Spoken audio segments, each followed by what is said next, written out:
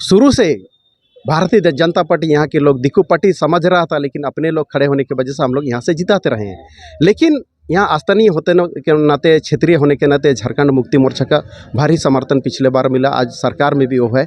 लेकिन जब कुजू डैम की जब बात आया, सिंहभूम का सबसे बड़ा सवाल है कुजू डैम क्या बनेगा या नहीं बनेगा। जब मुख्यमंत्री के यहाँ हमारे प्रतिनिधि वहाँ उससे भेंट करने गए, जैसे इच्छा करकई बांध विरोधी संघ के अध्यक्ष लोग, सचिव लोग, तो उन लोगों का स्पष्ट मुंह में बोल दिया मुख्यमंत्री कि नहीं, कुजू डैम तो हर हाल में बनेगा, उसका नहर बन चुका है। अब सोचिए, अगर कुजू डैम हर हाल में बनता है तो 127 गांव के लोगों का अस्तित्व की सवाल है। यहाँ पे उन लोग जमीन के साथ साथ उन लोग अपना जो ससंदरी, जायरा, देसावली जिसको हम लोग हो में बोलते हैं, वो सब उन लोग कहाँ लेके जाएंगे। एक भी अगर गांव डूब रहा है तो गांव तो डूब रहा है, वो गांव के लोग कहाँ जाएंगे।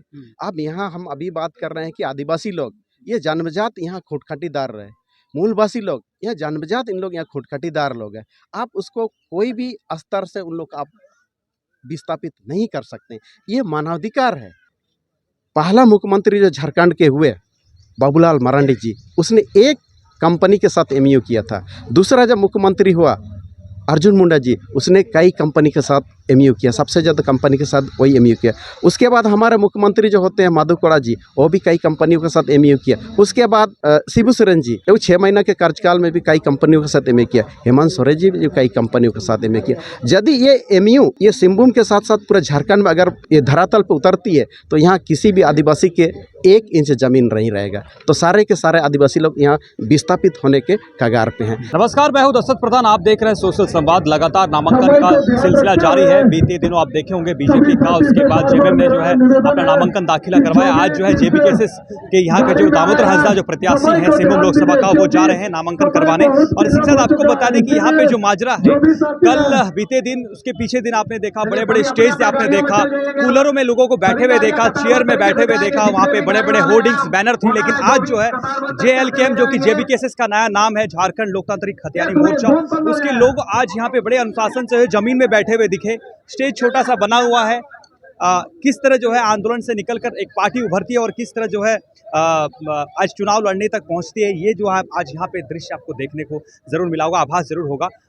लोग जो है अनुशासन से बैठे हुए हैं, बड़े बड़े गाड़ियाँ नहीं है, जिस तरह नेता मंत्रियों की जो काफिला गई थी, जिस तरह कल जेएमएम ने किया, जिस तरह बीते दिनों बीजेपी की जो काफिला दिखी, उस तरह का कुछ नज़र नहीं आया। छोटा सा स्टेज बना हुआ है, सभी जो है यहाँ पे जो प्रत्याशी हैं दामोदर हंसदा जी और उनके साथ जितने केंद्र के सदस्य हैं जेबीकेएसएस के, सभी स्टेज पे बैठे और लोगों ने भी जो है छोटा सा स्टेज बना हुआ है, लोगों ने भी यहाँ पे बड़े अनुशासन से बैठा, उनका संबोधन को सुना और उसके बाद यहाँ से निकलकर आप देख सकते हैं वो जा रहे हैं नामांकन दाखिला करवाने के लिए। तो हम आपको डीसी ऑफिस पहुँचते हैं वहाँ, और वहाँ से आपको रूबरू करवाएंगे जो यहाँ के प्रत्याशी हैं, उनका क्या कुछ कहना है, और जिस तरह आज नामांकन प्रक्रिया का जो सिलसिला जो किया जा रहा है, इसको लेकर भी जानेंगे। और क्या कुछ यहाँ पे इस बार सिंहभूम लोकसभा में जो है खेल देखने को मिलेगा, त्रिकोणीय खेल जो है, बड़े बड़े प्रत्याशी जो हैं, गीता कोड़ा, दिग्गजदर प्रत्याशी, अनुभवी प्रत्याशी अब कहे जोवा माझी जी, और उसी के साथ दामोदर हंसदा का क्या कुछ इस बार देखने को मिलेगा, जरूर हम जानने के प्रयास करेंगे और लोगों से भी जानने के प्रयास करेंगे कि क्या कुछ इस बार बदलाव का हवा जो है, झोंका जो है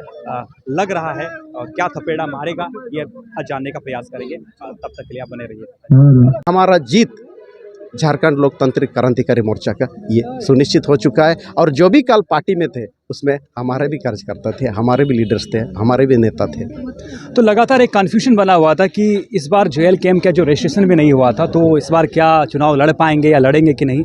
लेकिन आज जो है, आज वो क्लियर हो चुका है, आपने नामांकन दाखिल करवाया। और इसी के साथ सवाल ये रहेगा कि 1932 खतियान की राज्य भर में बात, तो इसी को लेकर जेएलकेएम पार्टी या जेबीकेएसएस कहे उभर के आई है। इसी के साथ ये सिंहभूम की बहुत ज्वलंत कुछ मुद्दे हैं, उन कुछ मुद्दे को लेकर क्या कुछ अपने अभी जो है आप लगातार दौरा करेंगे, प्रचार प्रसार करेंगे, क्या कुछ जनताओं तक पहुंचाएंगे संदेश आपके तरफ से। जी हाँ, जिससे पहले आप सवाल किए थे भारतीय जनता पार्टी और झारखंड मुक्ति मोर्चा का, तो शुरू से भारतीय जनता पार्टी यहाँ के लोग दिक्कू पार्टी समझ रहा था, लेकिन अपने लोग खड़े होने की वजह से हम लोग यहाँ से जिताते रहे हैं। लेकिन यहाँ स्थानीय होते के नाते, क्षेत्रीय होने के नाते झारखंड मुक्ति मोर्चा का भारी समर्थन पिछले बार मिला, आज सरकार में भी वो है। लेकिन जब कुजू डैम की जब बात आया, सिंहभूम का सबसे बड़ा सवाल है कुजू डैम क्या बनेगा या नहीं बनेगा। जब मुख्यमंत्री के यहाँ हमारे प्रतिनिधि वहाँ उससे भेंट करने गए, जैसे इच्छा करकई बांध विरोधी संघ के अध्यक्ष लोग, सचिव लोग, तो उन लोगों का स्पष्ट मुंह में बोल दिया मुख्यमंत्री कि नहीं, कुजू डैम तो हर हाल में बनेगा, उसका नहर बन चुका है।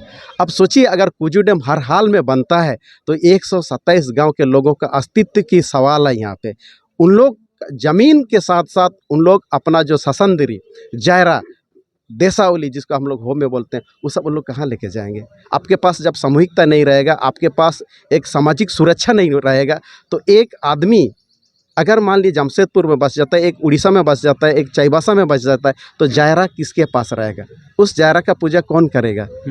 तो ये सारा जो हमारा रूढ़ी के तहत जो व्यवस्था है वो 127 गांव से हमेशा हमेशा के लिए समाप्त हो जाएगा। यदि वो समाप्त होते हैं तो यहाँ जो आरक्षण की जो हम बात करते हैं, हम यहाँ अल्पसंख्यक हो जाएंगे, और ये हमारा आरक्षित सीट जो आज हम लोग एसटी सीट के रूप में इसको जान रहे हैं, ये लोकसभा सीट भी हम लोग का खोने का डर रहेगा। ये तो रहेगा ही। सबसे बड़ा सवाल तो फिर हम डैम पे आते हैं। अगर डैम बन जाता है तो यहाँ जिस तरह से पहला मुख्यमंत्री जो झारखंड के हुए बाबूलाल मरांडी जी, उसने एक कंपनी के साथ एमयू किया था।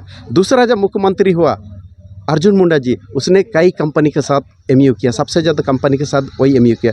उसके बाद हमारे मुख्यमंत्री जो होते हैं माधव कोड़ा जी, वो भी कई कंपनियों के साथ एमयू किया। उसके बाद शिबू सोरेन जी, वो 6 महीना के कार्यकाल में भी कई कंपनियों के साथ एमयू किया। हेमंत सोरेन जी भी कई कंपनियों के साथ एमयू किया। यदि ये एमयू ये सिंहभूम के साथ साथ पूरे झारखंड में अगर ये धरातल पर उतरती है तो यहाँ किसी भी आदिवासी के 1 इंच ज़मीन नहीं रहेगा। तो सारे के सारे आदिवासी लोग यहाँ विस्थापित होने के कगार पे हैं, क्योंकि सरकार कहती है ये जो CNT एक्ट है, छोटानागपुर टेनेंसी एक्ट है, टेनेंसी का मतलब ही है आप लोग खूंटखटीदार नहीं हो, ज़मीन का आप भाड़ेदार हो, ज़मीन का आप भाड़ा देते हो टैक्स के रूप में, मालगुजारी के रूप में। तो सरकार भाई आप भाड़े, उसके ज़मीन में आप भाड़े में हो, सरकार जब चाहेगी आपका ज़मीन से हटा सकती है, निष्कासित करती है, डिस्प्लेसमेंट कर सकती है। हम उसके विरोध ही लड़ने के लिए झारखंड लोकतांत्रिक क्रांतिकारी मोर्चा बना है। हम लोकतांत्रिक ढंग से एक क्रांति पैदा करेंगे झारखंड में, और अपना जो जल जंगल ज़मीन को लोकतांत्रिक ढंग से ही हम उसको सुरक्षा करेंगे।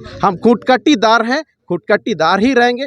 आज जो जिस तरह से यहाँ डिस्प्यूट पैदा करने का जो एक षड्यंत्र चल रहा है कि नहीं, झारखंड लोकतांत्रिक क्रांतिकारी मोर्चा, उसका जो संगठन है झारखंडी भाषा खतियानी संघर्ष समिति, ये कुर्मी लोग का है, महतो लोग का है। महतो और आदिवासी हम शुरू से एक जगह एक साथ हम भाईचारे के रूप में रहे हैं। झारखंड जब अलग हुआ तो ये राजनीतिक षड्यंत्र के तहत ये दोनों बड़े समुदाय को अलग करने का कोशिश किया जा रहा है। ये कोशिश हम लोग नाकाम करेंगे। ये झारखंड लोकतांत्रिक क्रांतिकारी मोर्चा, झारखंडी भाषा खतियानी संघर्ष समिति इस षड्यंत्र को नाकाम करेगा। एक तरफ आप लोग 1932 खतियान की बात कर रहे हैं, नियोजन नीति की बात कर रहे हैं, लेकिन यदि कंपनियां नहीं लगेंगी तो फिर नियोजन कहाँ दिलाएंगे? क्योंकि जो भी महिलाएं आए हैं उनका भविष्य की, उनका बच्चों के भविष्य की उन्होंने बात कही कि अपने बच्चों के भविष्य खातिर हम यहाँ आए हैं ताकि उनको नियोजन मिले, नौकरियाँ मिले। या कंपनियाँ नहीं लगेगी, यहाँ पे सिंचाई के लिए डैम नहीं बनेगा, तो किस तरह ये बात तर्क दिया जाता है कि और चंपई सोरेन का भी ये कहना है कि हमारा जो है प्रारूप चेंज कर दिए हैं, डैम का स्वरूप चेंज कर दिए हैं, अब जो है नहीं डूबेगी डैम। तो ये मुद्दा को अलावा कुछ और मुद्दा को लेकर आप लोग जाएंगे इस बार जनता के पास? स्वरूप चेंज करने से गांव नहीं डूबेंगे ऐसी बात तो नहीं है। एक भी अगर गांव डूब रहा है तो गांव तो डूब रहा है, वो गांव के लोग कहाँ जाएंगे? अब यहाँ हम अभी बात कर रहे हैं कि आदिवासी लोग ये जन्मजात यहाँ खूंटखटीदार रहे, मूलवासी लोग यह जन्मजात इन लोग यहाँ खूंटखटीदार लोग हैं। आप उसको कोई भी स्तर से उन लोग आप विस्थापित नहीं कर सकते, ये मानवाधिकार है। अब जब यहाँ पे एक आपको डिसीजन हम बता रहे हैं, 1966 में अरुणाचल प्रदेश में वहाँ चकमा जनजाति के लोगों के ऊपर वहाँ के स्थानीय कुछ संगठन उसको वहाँ से भगाने का उन लोग प्लान बनाया था। तो उन लोगों ने उसको सुप्रीम कोर्ट में उन लोग याचिका, सुप्रीम कोर्ट में नहीं, उन लोगों ने मानवाधिकार आयोग में उन लोगों ने आवेदन लिखा। मानवाधिकार आयोग संज्ञान लेकर के उन लोगों के पक्ष में सुप्रीम कोर्ट चला गया। सुप्रीम कोर्ट में ये डिसीजन आया, राज्य सरकार को ये निर्देश दिया गया है कि आप चाहे वो चकमा जनजाति बाहर से आए हों या स्थानीय हो, आप उसको उसके निवास स्थान से विस्थापित नहीं कर सकते हैं। यदि अगर कोई उसके जान माल पे नुकसान करना चाहेगा तो आप स्थानीय पुलिस फोर्स उसके प्रोटेक्शन में आप रख सकते हैं।